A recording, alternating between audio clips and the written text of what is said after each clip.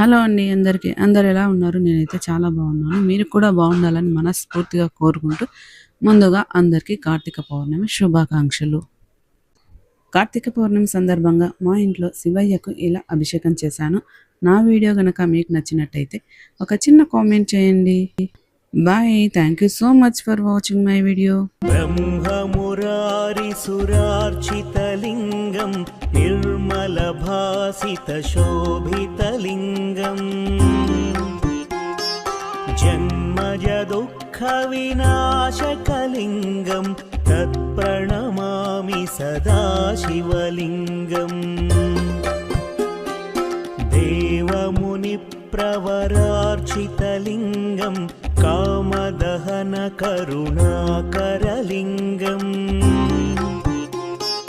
రావణదర్ప వినాశనలింగం తత్ప్రణమామి